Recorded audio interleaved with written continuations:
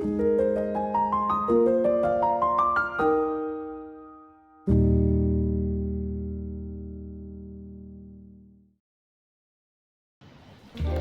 Bapak Ibu dan Saudara yang terkasih dalam Tuhan. Senang kita bisa berjumpa lagi dalam Sapaan Gembala hari ini. Mari kita bersama-sama berdoa. Tuhan, terima kasih kami boleh memasuki hari yang baru di tahun yang baru ini. Terima kasih Tuhan untuk perjalanan 1 tahun yang telah kami lewati, semua dalam anugerah dan pertolongan Tuhan. Pun demikian ketika kami masuk di tahun yang baru ini, pimpinlah kami Tuhan dalam hikmat dan pertolongan-Mu. Terima kasih Tuhan, kami pun menyerahkan waktu di mana kami akan membaca dan merenungkan sebagian dari firman-Mu. Demi nama Tuhan kami Yesus Kristus, kami mohonkan doa ini. Amin. Bapak Ibu dan Saudara yang terkasih dalam Tuhan, pergantian tahun yang telah lewat, masuk pada tahun yang baru, tentu membawa sebuah kegembiraan tersendiri bagi setiap orang. Ada orang yang bergembira karena dia berhasil melewati masa-masa yang sulit dalam hidupnya. Ada orang yang bergembira karena ia berhasil mencapai apa yang menjadi rencana dan harapan-harapan yang sudah direncanakan atau diharapkan di tahun 2023. Bapak Ibu Saudara, bagaimana dengan tahun yang baru?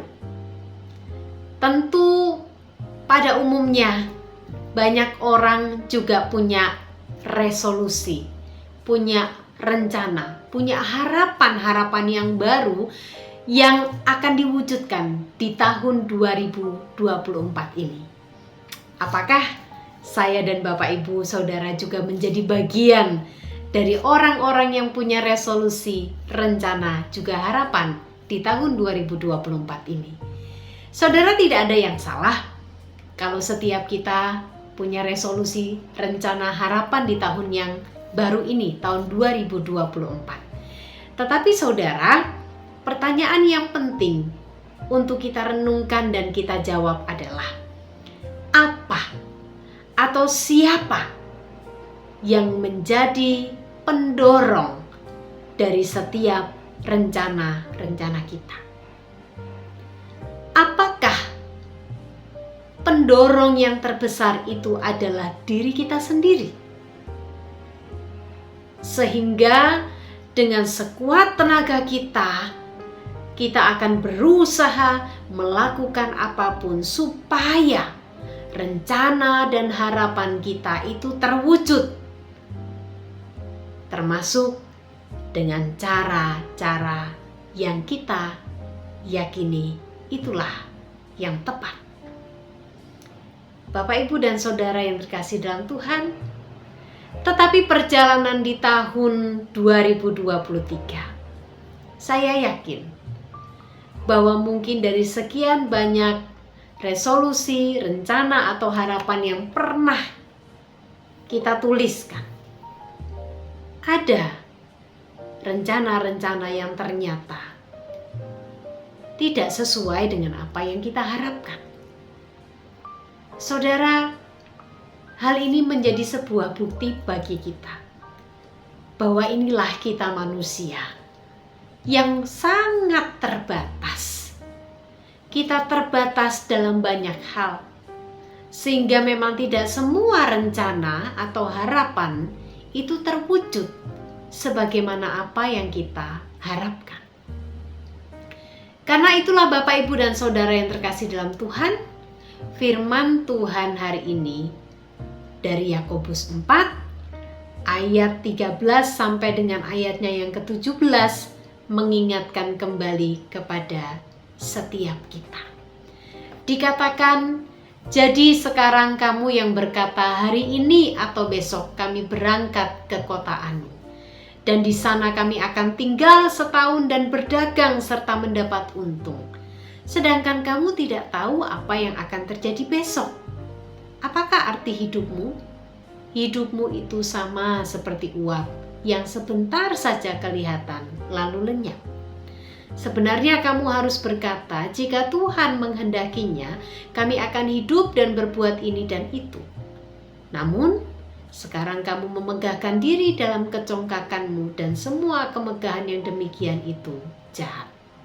Jadi jika seseorang tahu bagaimana ia harus berbuat baik, tetapi ia tidak melakukannya, ia berdosa. Bapak, Ibu, dan Saudara, penulis dari bagian firman Tuhan yang sudah kita baca mengingatkan kepada kita bahwa seharusnya yang sangat penting untuk kita lakukan adalah mencari hikmat dan arahan Tuhan atas setiap rencana-rencana yang kita buat. Jadi bukan letaknya adalah kekuatan kita, tapi sebaliknya, karena kita yang terbatas ini, maka kita datang kepada Tuhan yang tak terbatas itu, dan kita mencari hikmat dan arahan Tuhan. Apa yang harus kita lakukan dari setiap rencana-rencana kita? Bapak, Ibu, dan Saudara yang terkasih dalam Tuhan, sangat penting bagi kita untuk mempertimbangkan Tuhan dan tujuan-tujuannya dalam setiap rencana kita. Sebab jangan-jangan rencana dan harapan kita itu lagi-lagi hanyalah untuk memuaskan diri kita sendiri dan bukan Tuhan. Mari Bapak, Ibu, dan Saudara, hidup kita dikatakan hanya seperti uap yang pagi hari ada, tetapi dalam sekejap ia pun akan hilang. Kita tidak pernah tahu apa yang akan terjadi dengan kehidupan kita esok seperti apa.